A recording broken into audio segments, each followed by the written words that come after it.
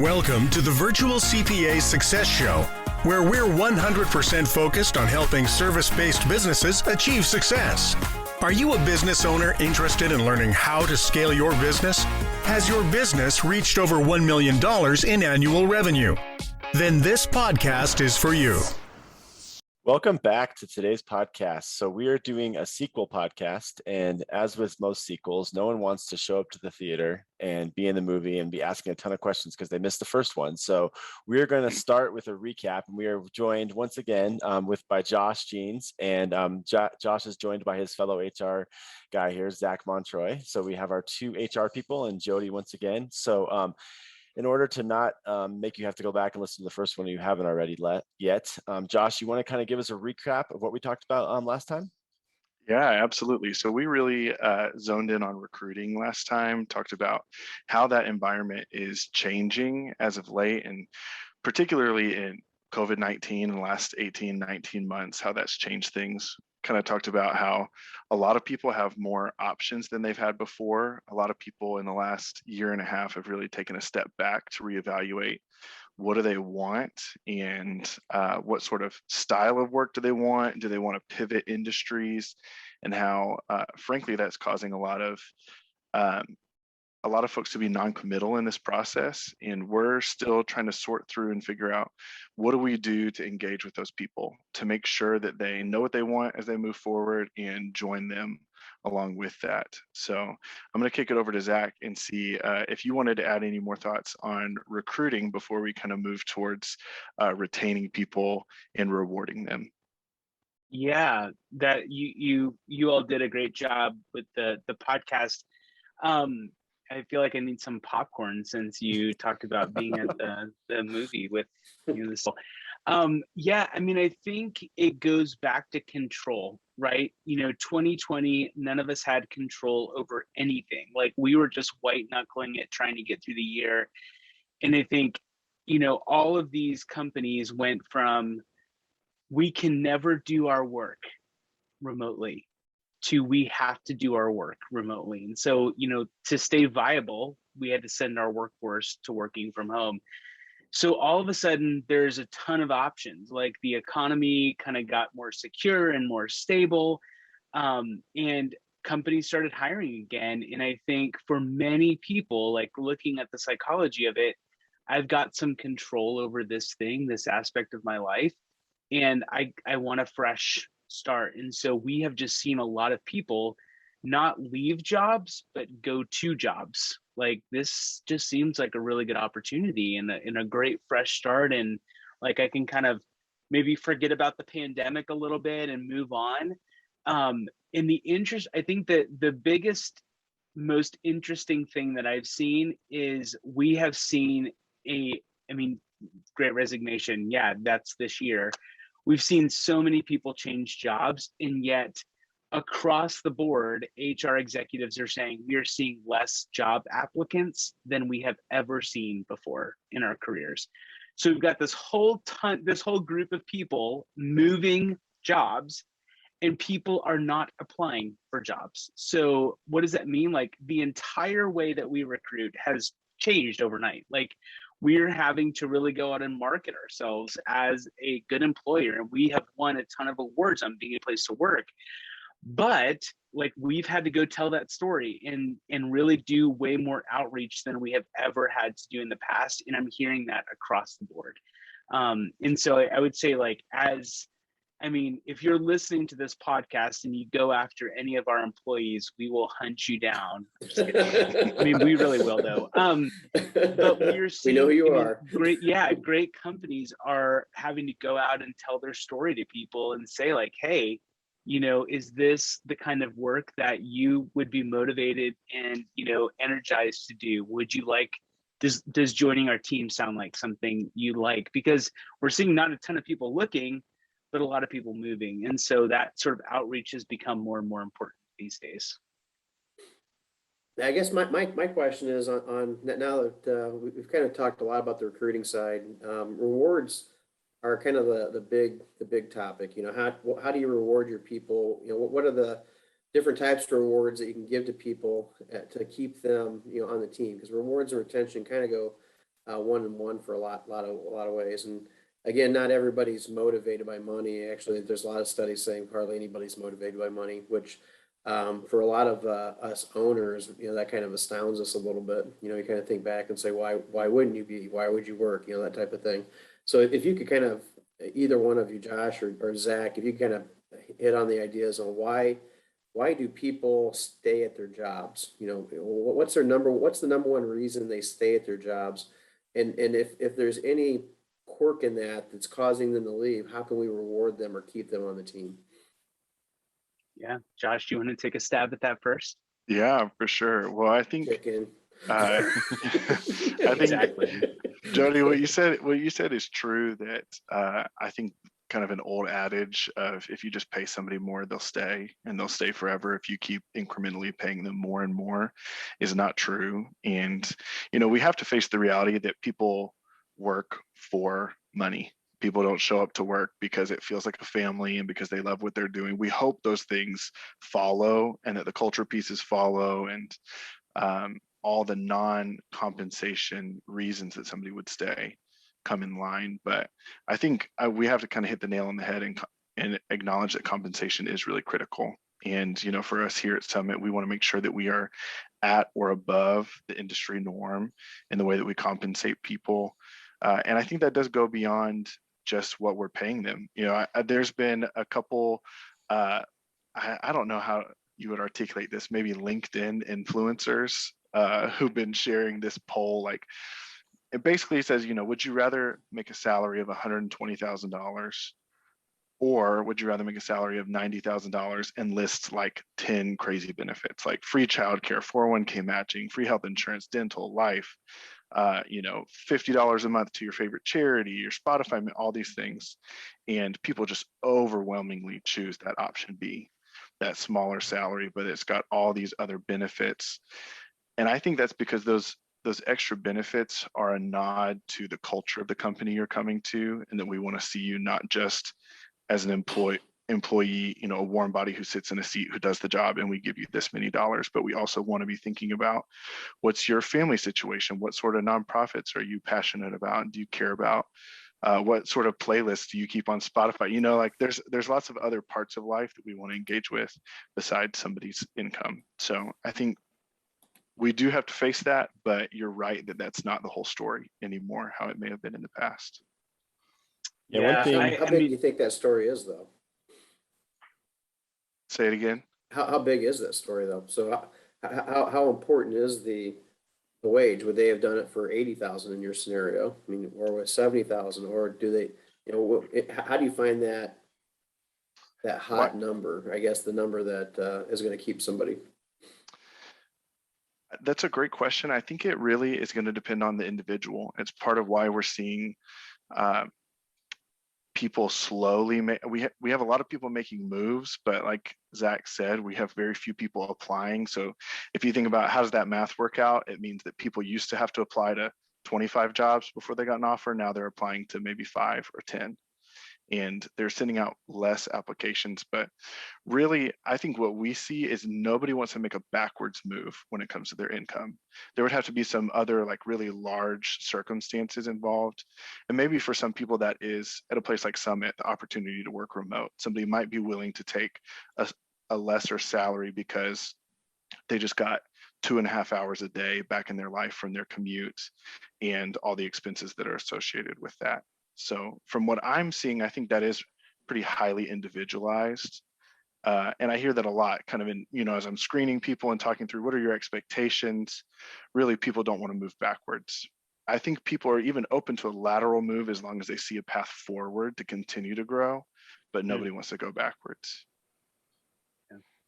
Yeah, I was going to ask there real quick is, so one thing I heard, and I'm not sure if Jody remembers this, we were at a conference and there was an HR person and he mentioned that one of the ways to creatively pay people is to actually personalize it. So the example he used is, if there's, let's say employee A loves a certain band and that band has a huge concert every year in Chicago, like to pay for that person to go to the concert, pay for the hotel, put them up for a couple nights and pay for their spouse, that might cost $4,000, that an employee would value that a lot more than a $10,000 bonus. What are your guys' thoughts on that theory? And if you think that's true?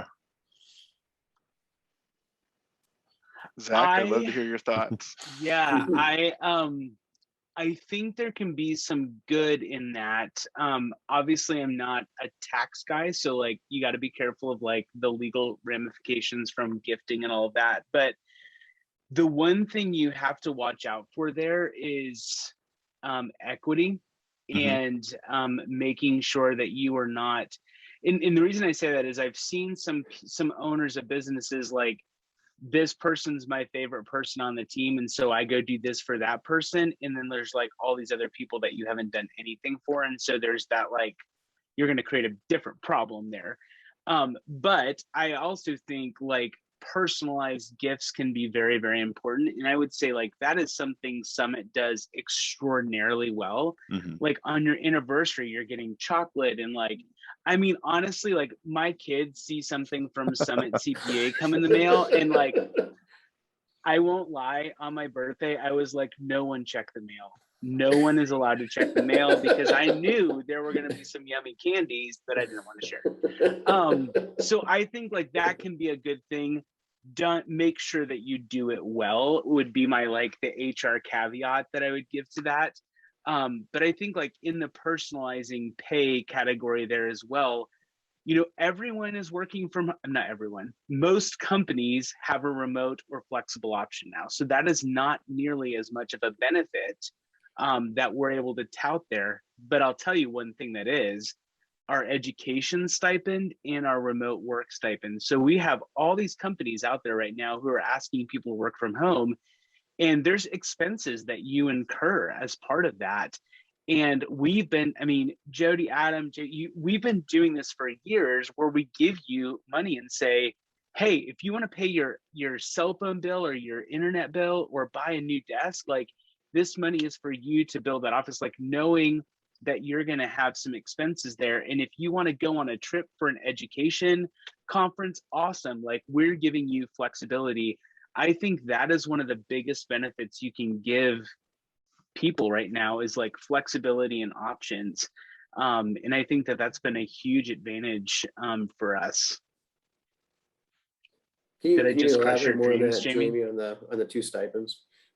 Yeah. So one of the things we do for all of our employees, to Zach's point there, is we do have two stipends that get put onto a PEX card. So it's a card that you have in your wallet, and you can use it when you have either education costs or technology needs. And again, we're pretty we don't sit there and tell people what they need, which I think is the best part about it, right? So I think it goes back to the personalization. Like some people, you know, really want to have a standing desk, and they always wanted it at their previous office, and they had to jump through all these holes to get it and all these loops to get it. Like, oh man, it took me 6 months to get that standing desk. Where if you're at Summit and you're at Costco and you see a standing desk for $200, you just pull out the right card and you buy the standing desk and walk home with it, you know? And so I think that's what is great about it, is it is personalized. And I think if you went to each single person at Summit and asked what they use their card for, everybody'd have a different answer, but they'd all be extremely satisfied with what they're using it for.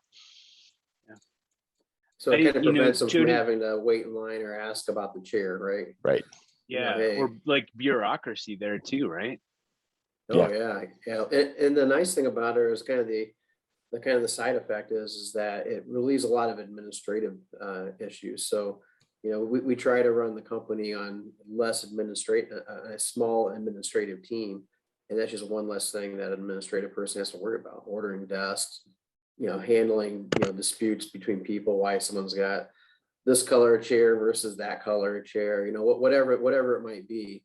It eliminates a lot of that, which is pretty cool. Jamie, do you know how much our tech stipend is? And we broadly call it tech stipend because, as Jamie mentioned, it can be used for technology or really anything office wise.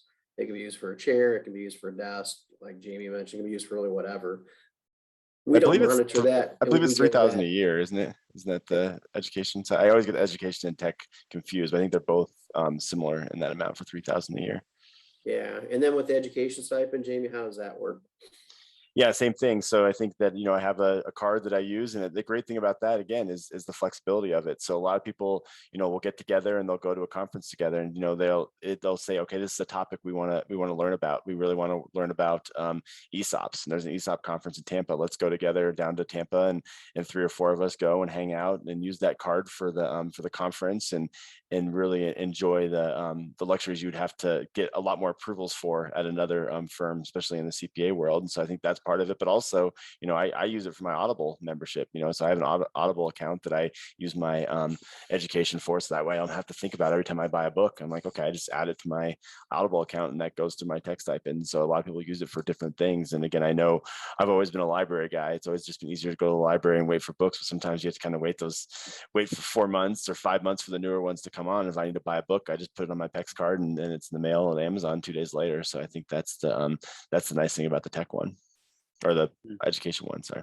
Yeah, no, I completely agree. And it kind of forces people to actually be grown-ups, right? Hey, if you want to go somewhere, great, just save your money up for it and you can go there, because we don't just plop it all on one day and then they use it. We give them a monthly stipend, right? So it's a monthly thing, hits their PEX card, adds value to the PEX card, and they can zap it all down one day. But again, if that one opportunity does come up, no, they're not going to be able to go unless they pay for it out of pocket. So I mean, that's the nice thing about it, right? It gives them the ability to make choices, which is valuable, which I think is a huge perk for sure. So something that I think Jamie and Jody, you guys are both kind of circling around here with the flexibility of that. And I like what you said, Jody, people have to be a grown-up, is those sort of benefits. And this kind of bleeds into retention for people. It gives people autonomy. And people love autonomy, especially in a remote distributed environment. It's a way that we can communicate trust to somebody, to say, we trust you to be an adult, B, a responsible employee, and C, to pursue the things that are good for you, to make you, or to allow you and empower you to make a better contribution here and a fuller contribution to your team. And I think people really experience that as, oh, my employer, or maybe my direct manager, or my company culture at large is really expressing trust in me to do what I need to do. And I'm not being micromanaged in that. Like you said, there's no bureaucracy of, I've been in my red chair for 2 years and I really want the blue chair, because the blue chairs are the newer models. People have the choice, and you can decide to buy that chair right now, or you may need to wait a couple months and you can get an even nicer one as you've waited for more money to come in. But I do think one of the pieces of retaining people is giving them autonomy. And there's various ways that we can do that, between giving them flexible hours and saying, like, hey, get your work done. We're not going to make sure that you're logged in from 8 a.m. to 5 p.m. every day. We're going to make sure that you get your tasks done and that they're done well. Or spend your money on what you want to. You and your team and your manager are going to know what sort of education that you need and what sort of training you need to sharpen in your craft. So go do that. You don't have a prescribed, here's all the things that you have to do in year 1 at Summit and year 2 at Summit, but we give that trust to people.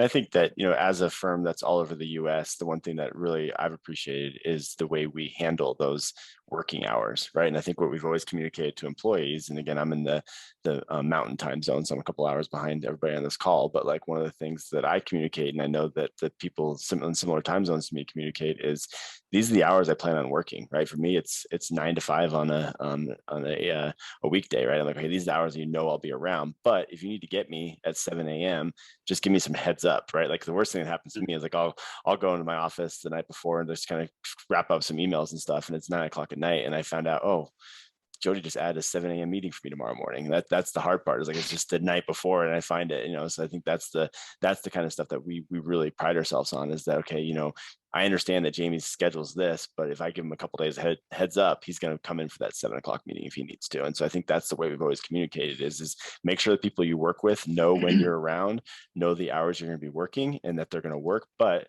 if a client or someone internally needs you outside those hours, you got to be flexible. And I think that people appreciate that when it comes to those working hours, especially as you're all over the US. Yeah. And I think that goes back to like managing schedules is probably. Sorry, go ahead, Jody. Yeah, I think managing schedules is kind of a huge perk, or a huge huge thing that people have. I mean, because like for instance, with my schedule, I always block off. My schedule is completely blocked off with all my workout times through the whole year. So I've got every workout time through the whole year there. But like as Jamie mentioned, it's not rigid. In the event that he needs to meet with me, and that's really the only time I'm available, then he knows that he can schedule time over that, and just not the day before, but Yeah. maybe next week or a couple days out. That way, I've got a chance to actually redo my personal schedule too. Obviously there's certain things we can't change, like taking the kids to school and stuff like that. And people mark that on their calendar that way. Hey, running the kids to school. And so you think I'm gonna, as the owner of a company, gonna trump Jamie and say, hey, Jamie, you can't take your kids to school because I'm more important than that. That doesn't happen. That's not going to happen. That's that kind of the freedom that the schedule gives. But in the same respect, that freedom's great, the scheduling's awesome, but it still means you work, right? Yes. Yeah. And I think that all goes back to, and you think, from a rewards and retention standpoint, go back to like Psychology 101, Maslow's hierarchy of needs. The most basic needs that we have as employees are to understand what's expected of us, and do we have the tools to do our jobs well. So fundamentally, if we want to get to people really functioning well, we've got to make sure that those needs are met. And just going back to what you said, Jamie, like, yeah, we're a service-based business. So, a client on the West Coast means I might have to have late meetings on Thursday afternoons, but it means that I'm coming in late on a Thursday, or I'm flexing time on a Friday. That's an expectation. You are in control of your calendar. At the end of the day, we are about serving our clients. But if you're 3 or 4 time zones off from a client, like, we do not expect you to be working a 7 a.m. to 8 a.m. day. Like, we do not want that. That's not an expectation. What is an expectation is that you're working a 40-hour week and you're getting your deliverables done. So we're both providing that flexibility, but also that fundamental basic need of understanding what's expected of me in my job, and how that's lived out in the role. I think that's super, super important because, again, somebody working in this kind of flexible environment, and again, a perk to it is that flexibility, but it can also be to the detriment of that person. If they're not a type of person that can say no, they may end up working a ton more time. They may end up working, 40 hours, and then plus another 20 hours on top of that, because they're weeding in all this extra time. So I think that flexibility has got to come with the idea that, hey, I've got to control my schedule. I've got to be able to say no, or I've got to be able to work out things so that I don't work a long schedule, because again, it can be easily misinterpreted or easily happen if that person's not careful with it, which kind of gets to the other thing about having the ability to delegate tasks to other folks, to other folks on the team, have the ability to say no to somebody, have the ability to say, hey, I can do it here, but not, here's my schedule, I can do it at this time, kind of get permission to. So there's got to be that conversation, that ability to delegate, that ability to work around a calendar, I think are really a lot of key areas that in order for it to be a benefit, that person really has to take advantage of it. So Jody, you tweeted out an article today on why time tracking is so important. And I think, like, going back to the recognition part, we have this ability to recognize when someone put in a 60 or 70 or 80-hour work week. Jamie, you get those reports. What happens for you? How do you recognize, there's a red flag here? What do you do? Because I think that that's a key part of recognition from an employer perspective. Yeah. Before you answer that, Jamie, Jamie, you and I both worked in public accounting, bigger firms. Yeah. It was a badge of honor to get 60 to 70 hours a week. Everybody treated that as, hey, let's see who can get the most hours in and let's brag about it. Yeah. And that wasn't me, just to let you know. But with that perspective and kind of adding to Zach's question, how does that differ? Yeah, no, I think that's a great point, Jody. That's exactly the road I was going to go down. Is like, yeah, it's we look at it the opposite of a lot of CPA firms. A lot of CPA firms, especially during busy season, have those hours expectations, and people will be in the lunchroom talking about, yeah, I put in a 90 last week, and like flexing, like, yeah, it's been a 90-hour week, look how awesome I am. But it's kind of the opposite here. Is, I keep an eye on those hours reports, and if a person puts in a 150-hour week, I'm not going to, think twice about it. But if I start seeing them strung together, even if I see like a 50, a 40, and a 55 and a 60, I kind of see them grouping together like that, then I'm definitely going to jump in. And I think the first thing to me is communication. I think that talking to them is going in is the most important thing. And I try not to go in empty-handed. I try to go in with some information. I want to, if I'm going to talk to, it's pretend like Josh, a senior accountant who just put in 3 50-hour weeks in a row. I'm going to go in there and I'm going to see, okay, which clients did he put the work into? How many clients does he have? What's his book of business? What are the things he's working on? And that's the questions I'm going to ask is, to Jody's point earlier, is if Josh is working 55-hour weeks, but he's doing a bunch of stuff that he should have delegated, then that's where I want that conversation to go, is to be like, okay, why are you spending time doing bank recs? You have someone for you that can do those bank recs. And then, most people are going to come back with, well, these are more complicated bank recs. And so I'm going to have to go into that question is, okay, what makes them more complicated, and why can't we get them delegated? And so I think that's the key to me, is one, come in prepared, understand what is causing them to work more hours, but then two is just listen. I think that's really the key to management when it comes to this, is listen to what they're telling you is causing them the hours, and then react to that. So again, it's kind of twofold there. I've definitely had a lot of those conversations, because we don't want people getting burnt out. I think that's part of the retention is we want people to not get burnt out, but we also want them to handle an appropriate book too. So the first thing, I'm not going to go in there and be like, oh, Josh, you just worked 3 55-hour weeks. Can I take away 2 clients from you? I don't go in with that as the answer right away.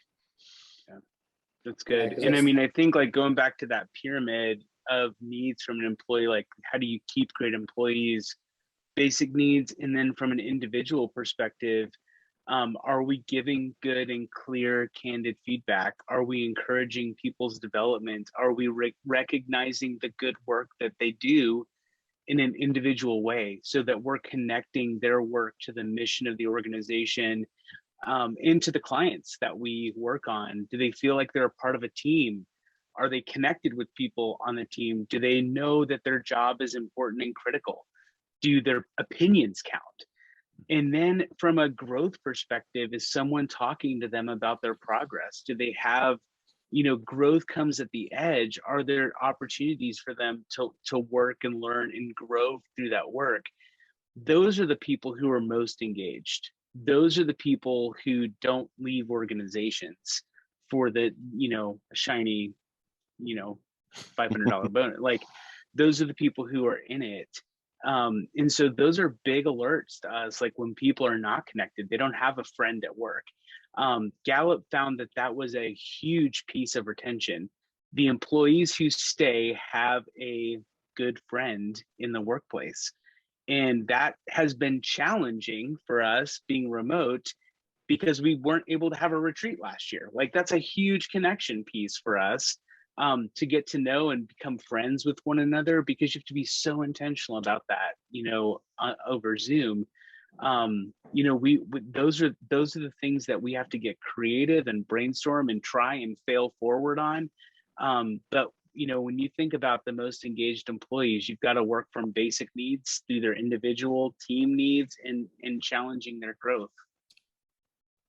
Great. So we are actually almost at time here. So I'm going to give you guys a chance. So I know this is hard, and this is a big area, rewards and retention, but I'm going to give each of you number one thing you can do to keep your employees longer. So I'm going to start with you, Jody. So what did you say was number one thing you could do to keep employees at your company longer?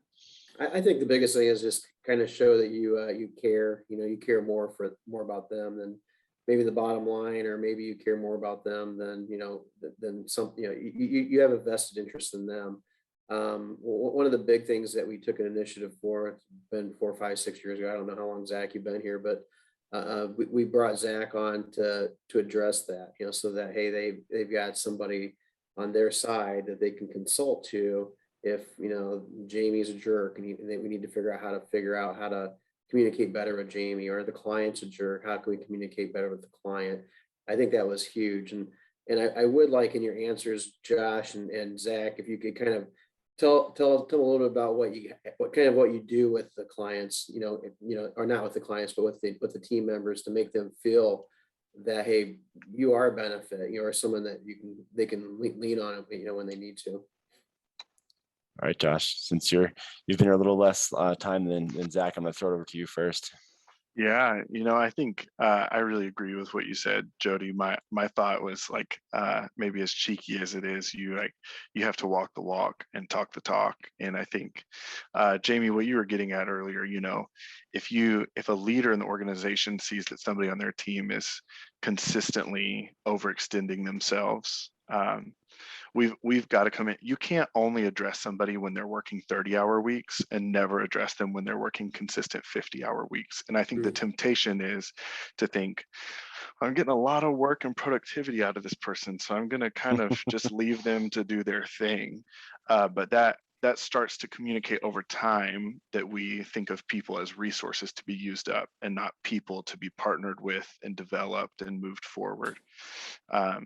So I think it really is engaging with people, both when they are not doing well, and that can be a variety of things. We had several people on our team here who've been in the path of hurricanes in the last month, and part of engaging with them is me pulling them aside and saying, like, how is your family? Like, I know you have a lot of audits to do, or you have a lot of bank recs to work on, but like, are you okay? Do you guys have power? And realizing, oh, we have people that have like 15 family members who evacuated and are staying in their home, and they're trying to work remote from home, and just acknowledging like your productivity is probably going to drop this week as you're like working from home and also preparing meals for 3 other families that are staying with you. And but I think a lot of it is seeing people when things are really hard, and also seeing when they're excelling, to know that maybe we need to put some bumpers on this to make sure that it doesn't get out of hand and you don't burn out, and kind of quietly start to think about other options because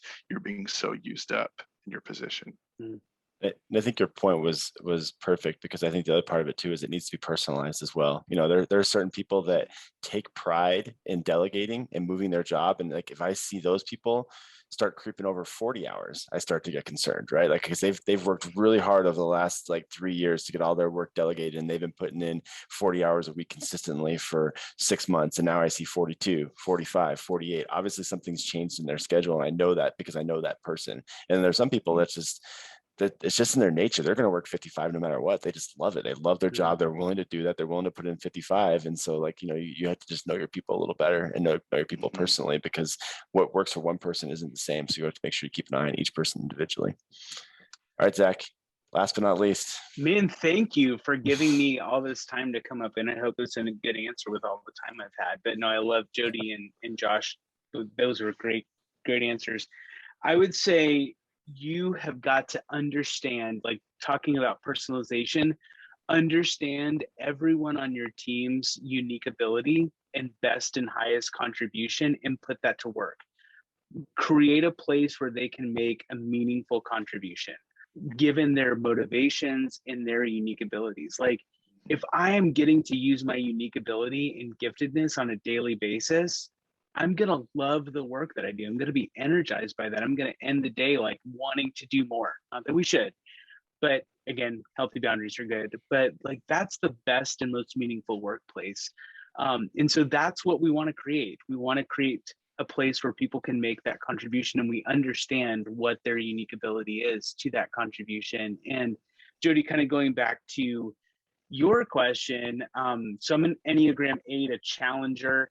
And I think the best contribution that I provide is really challenging our team with empathy and care, to say the soft skill side, the human skill side of consulting, of leading really matter. How we connect with people really matters. And so I'm going to, be in the arena with you, like to use that Theodore Roosevelt quote. I'm going to be in the arena with you to challenge you and to cheer you on and to pick you up when you make a mistake and fail forward and help you back up and challenge you to get back in the arena again. Because the work we do is hard. but it's also really meaningful. And so I think having a person to process that with is important. And I think that investment has been really integral to a lot of our CFO's success. But also, like, we connect it back into the work that we get to contribute at every day. I think that's a great way to end this podcast. You may have even opened a can of worms for another podcast about how to help people identify what does make them tick. And I know we worked on that at our last retreat, so maybe that would be a good podcast we could bring you on for in the future, because I know that was something that I enjoyed learning, and definitely learned a lot about myself when we did that. So appreciate all you guys. Thanks for coming on. And I think, again, this was a great sequel. So no letdowns here. So appreciate it. Yeah, thank you. Guys.